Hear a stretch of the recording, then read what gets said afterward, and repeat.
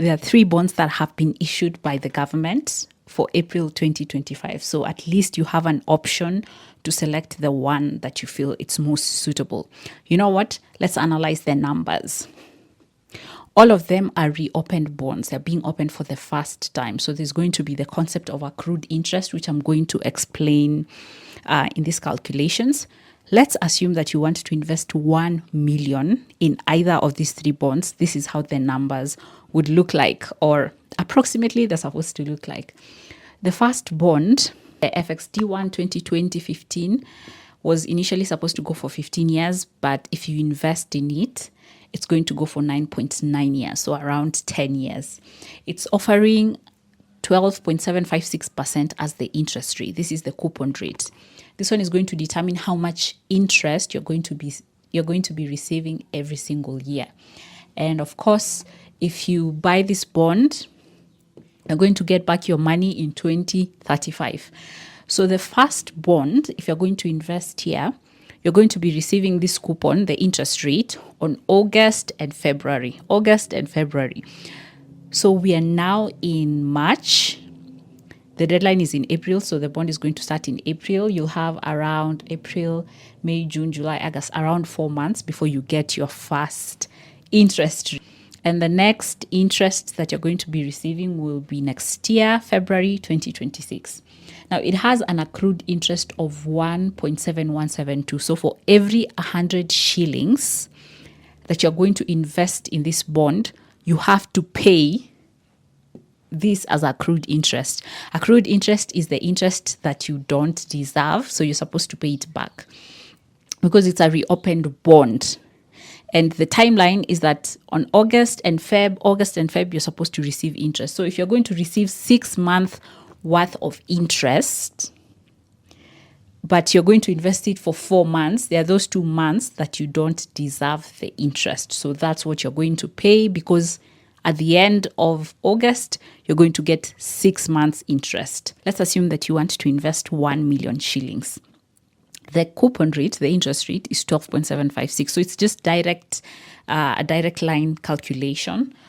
Now you have to take away 10%. 10% is tax.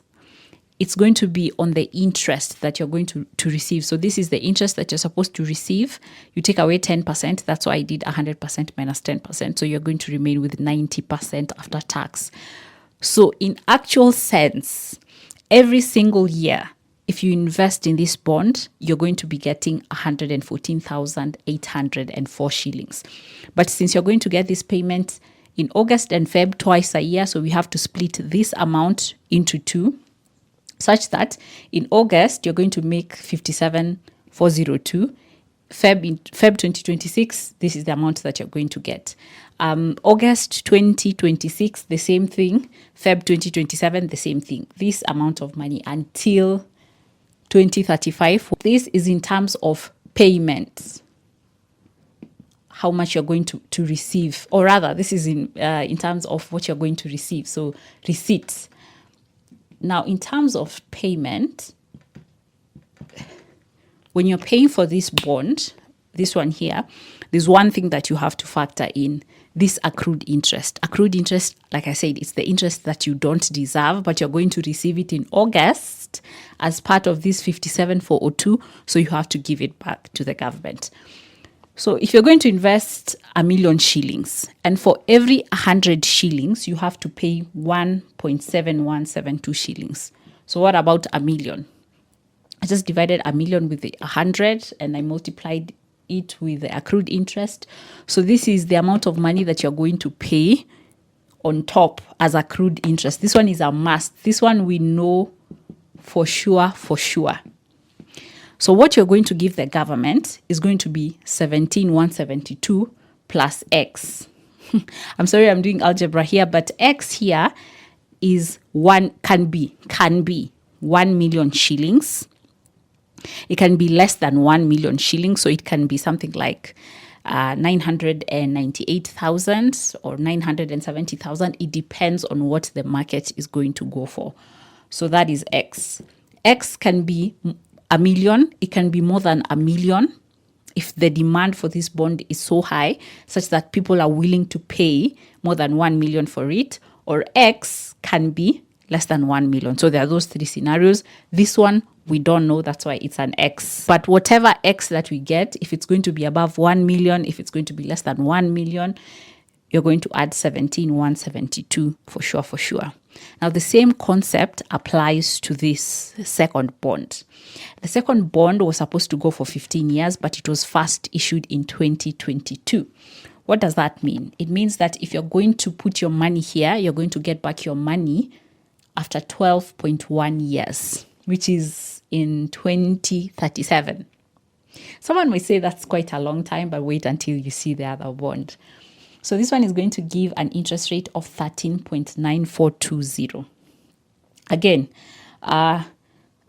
you're going to be getting the interest, this 13.942% interest, in April and October. So you can see it's quite different. This one is for August and Feb. This one is in April and October. So this one, at least you're going to get back the interest earlier on. Or actually, it's in April. So, okay, this one, it's an April bond, and you're going to get your interest in April. So yeah, that's a good thing. Now, the accrued interest is 6.4348. Again, accrued interest is the interest that you're going to get in April that you don't deserve. So you have to pay it back since you're going to get it anyway. Now, if you're going to invest 1 million shillings, for the interest, this is the interest, the coupon, straight line basis, 1 million times the interest rate times, I've taken away 10%, which is tax. Any bond that goes for 10 years and above, originally 10 years and above, is taxed at 10% and not 15%. So that's why we take away this 10%, you're going to remain with 90%. So when you multiply this, every single year, you are sure that you're going to be getting 125 for 78. Since you're going to be getting it twice a year in April and October, you're going to be receiving 62,739 in April this year. And in October this year, you're going to get 62,739. This one is nice because you get your interest early enough. So in terms of what you're going to give the government, again, one thing that you must pay is the accrued interest. This one, the interest that you don't deserve. This one is usually based on hundreds. So if for every 100 shillings, you're going to be giving the government, you're going to pay 6.43 as interest. What about 1 million? So you divide 1 million with the 100, you multiply with that. This is the amount of money that you're going to add on top of the actual amount of money that you're going to transfer to the Central Bank of Kenya. So X, again, we have an X which we don't know. Remember, the price of a bond is determined by the market. So people who have 2 million and above, people want to invest 2 million and above, they usually have the option of expressing how much to pay for this bond, what interest they should get for this bond, in short. So, for example, like the demand for this bond is not quite high. Most people don't want to buy this, the people who earn 2 million and above. So for them, they might place a bid where they're like, you know what, okay, this is not a nice one. We're willing to pay 970 something K, 900, let's say 999K. Then someone else who's also bidding 2 million and above is also going to say, you know, I'm willing to pay for this bond. Like, let's say the first person is willing to pay something like 990K. Let me say 990K. The other person is willing to pay, let's say 980K. The other person is willing to pay 1.1. I'm just using numbers. So remember, this is a cost to the government. So the government would want to give this person, because this person is willing to pay more than what the bond is actually giving. So basically, that's how, in a layman's language, how it works. So this one is going to be determined by the market. What are the people willing to pay? Since you're going to invest 1 million and you don't have a say on what interest to get, you're just going to get what the market different people have expressed their interest, what the market is going to give, and it's going to be an average of that. That's what you're going to get. So anyway, that's how X is determined here. Sorry for the algebra, but X can be it can be 990K, it can be 1.1 million, it can be 980K. We don't know, but what we know for sure is that you must pay 64,348 if you're going to invest $1 million.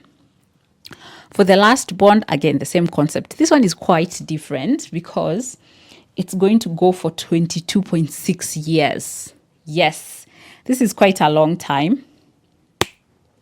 But of all these bonds, this is the one that is offering the highest interest rate. So if you are to look at bonds in terms of the interest rate, looking for the one that gives you the most returns, this is the one. But you can see you have to wait for 22.6 years.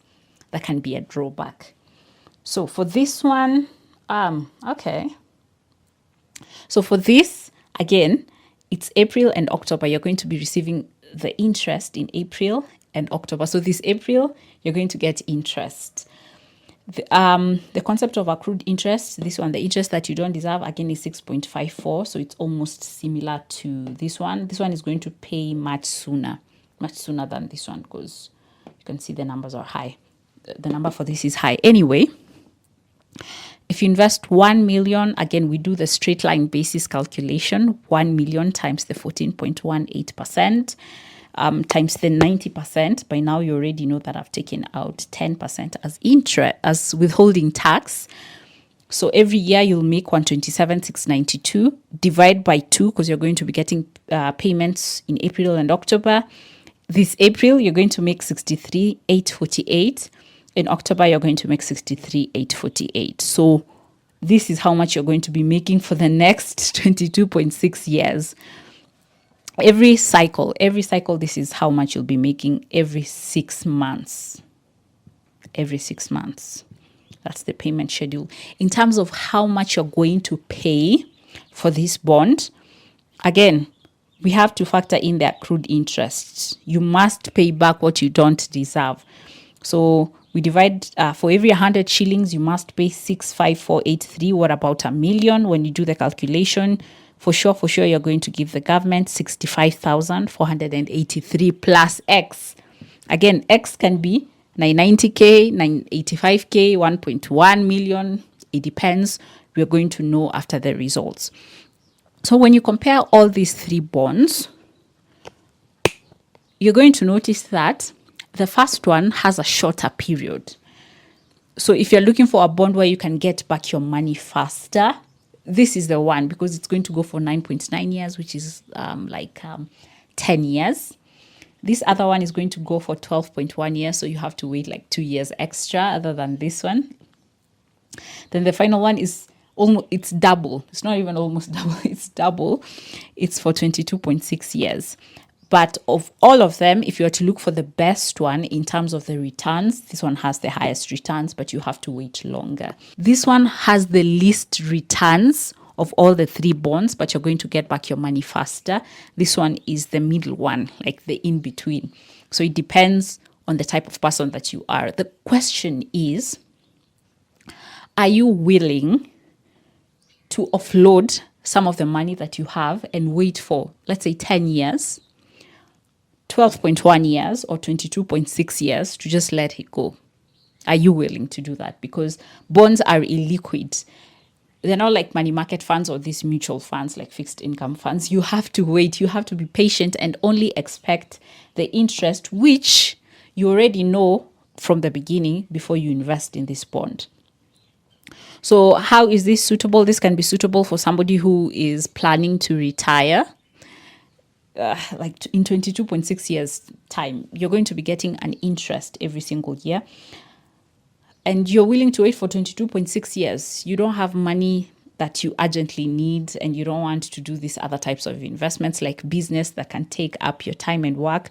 If you have the lump sum now and you want to retire, this can be a great option for you. Even these other ones can also be a great option for you. Remember, put money that you don't necessarily need urgently, because these ones, they are locked. Yes, you can sell them on the secondary market, but that's another story for another day, which again depends on demand and supply. Anyway, of all these three bonds, if you were to invest in any, which one would you go for? Which one would you go for? And also, I've noticed the interest rates have been going down. They've been going down. Yeah, 12.756%. And when you even take away 1%, the 10%, I mean, of this, yeah, the interest rates are going low. So would you invest in either of these bonds? I'd love to know your thoughts on the comments. Like this video if you found it helpful. See you in the next one.